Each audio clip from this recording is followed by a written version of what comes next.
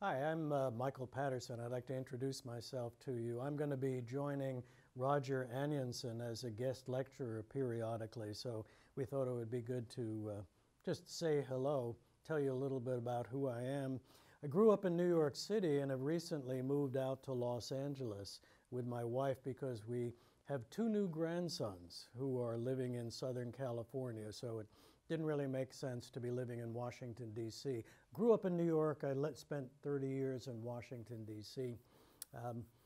I am passionate about two main subjects. One is neuroscience and the brain, and the other is creativity. So Roger's going to be bringing me in to talk about those two subjects.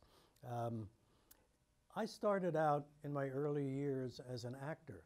I was an actor, director, and when I tell people my background, they frequently say, how did you get from theater to neuroscience and the brain? And I've wondered that myself.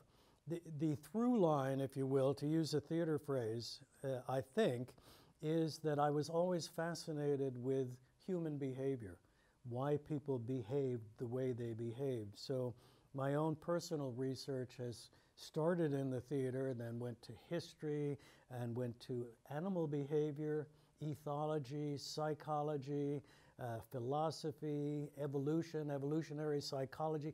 Ultimately, you get to the brain. And there's been such an explosion of research in the brain. It's just fascinating. So it's a wonderful way to keep engaged. Also, having come out of the creative world, I've been fascinated by how people manage to be creative. How can we be more creative?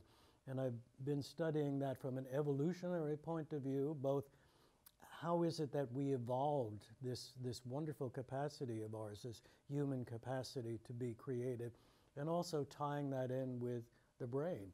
How does the brain actually manage to create creative behaviors as opposed to reflexive behaviors? So I look forward to joining you, even if it's on screen, and joining Roger from time to time to talk about brain health and creativity.